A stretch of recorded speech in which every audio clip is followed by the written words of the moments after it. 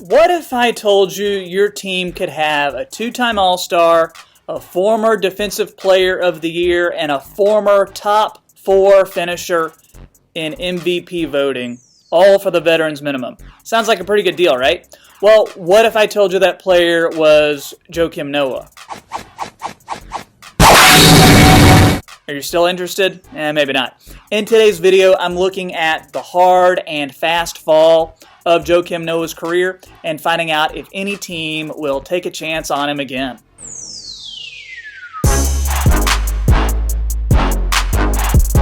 Hey guys, my name is Troy, host of the Half Court Report YouTube channel. This is still a pretty new channel, so appreciate you stopping by today. We are putting out quality videos all the time, so if you like the NBA, and hey, if you're here, you must like the NBA, right? So please consider subscribing to this channel. Also, hit me up on Twitter at Half Court Report.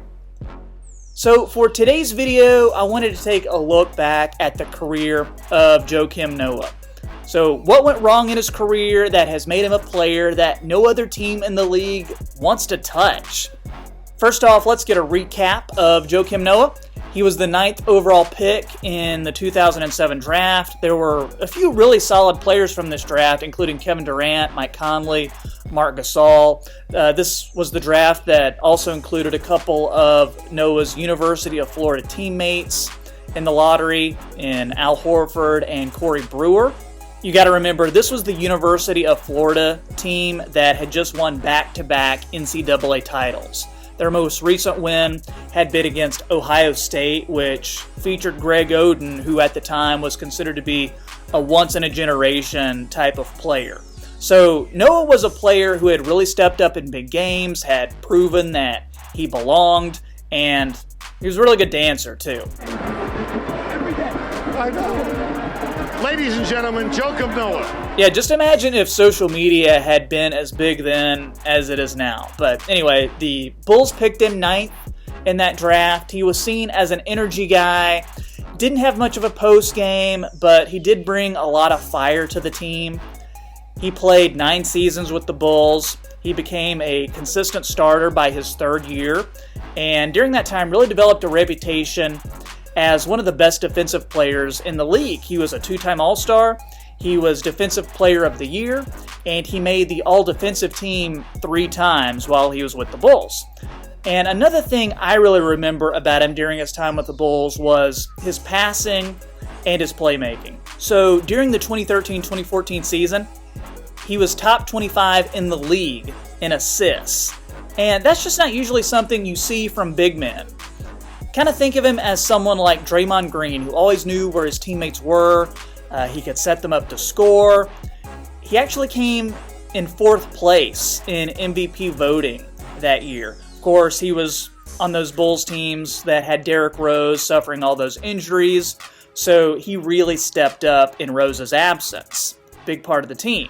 His last season with the Bulls, there were some issues with injuries and also his role on that team. They had a new coach, Fred Hoiberg, who had ended up bringing Noah off the bench that season because he wanted to play smaller with Nikola Mirotic and Pau Gasol. But he also only played in 29 games, which was the lowest of his career to that point. The Bulls were wanting to be more of an offensive force in the league, and Noah was just a bad fit for that. So things ended up running their course with the Bulls. He didn't really want to be there anymore. The Bulls were fine, moving in a different direction away from him. So when his contract was up, he signed someplace else. And that place was New York and the Knicks.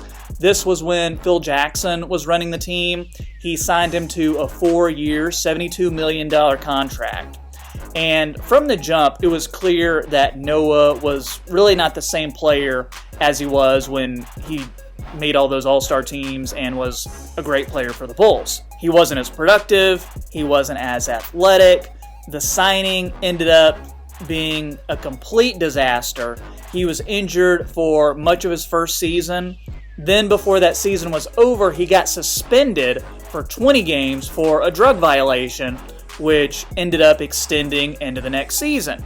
Then the next season, that's when things got even worse. This is now his 2nd season with the Knicks. He got into a heated exchange with Coach Jeff Hornacek about playing time. but it was one of those things where he wasn't as productive anymore. So you can't conceivably say, yeah, let's play this guy when he's not going to be as productive. Got to the point where the Knicks and Noah just agreed for him to be away from the team. Then that summer, the final 2 years of his deal were stretched out. If you're a Knicks fan, you're aware that the team is still paying that salary, and they're going to be continuing to pay it for the next few years still.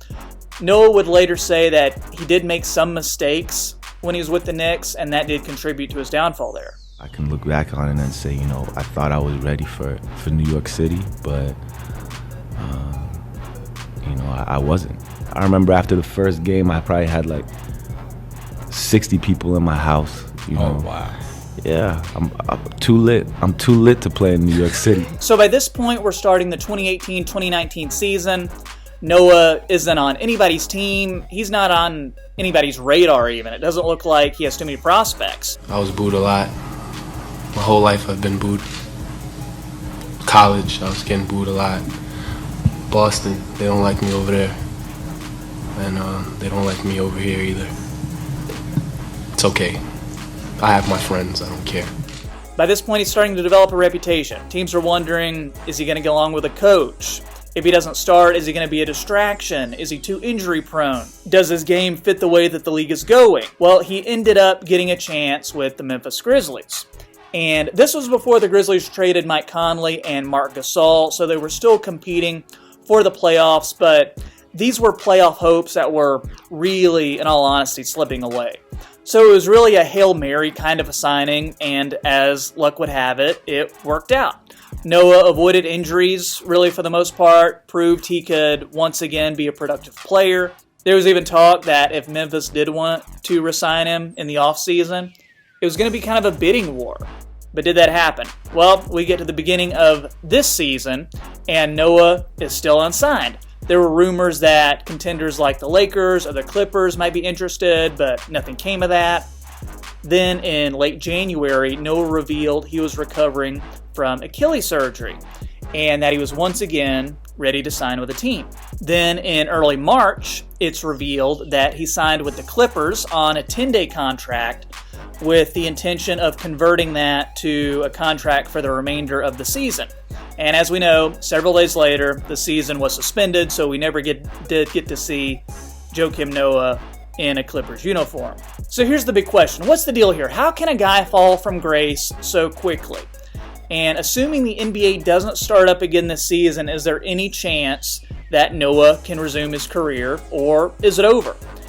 If you're a team who wants to sign Joakim Noah, you need to remember that he's a competitive player and an emotional player, and oftentimes he's a player that lets his emotions get the better of him. Now he has to be restrained. He's gone. Bye-bye, Noah. He has been ejected from the game. My thinking is that Noah needs to be part of a team with superstars and other strong personalities, because he's a very strong personality himself. I think when you've got a guy like Montrezl Harrell in front of you, like would have been the case on the Clippers, you're not going to be complaining as much about playing time, whereas when he was with the Knicks, he was behind guys like Billy Hernangomez. Next, I think he needs to play for a coach that is known as a player's coach. I think that's why he had so much success with Tom Thibodeau when he was in Chicago, and to a lesser extent with J.B. Bickerstaff when he was in Memphis. Both of these guys have reputations of getting along well with their players, being respected by the team. So I think that's another reason that Doc Rivers in LA would have been really helpful for him.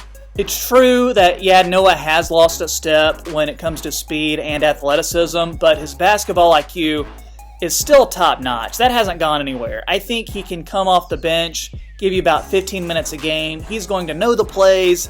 He's going to be a very solid defender, both one-on-one and as a team. His playmaking skills are on the level of some of the best bigs in the league.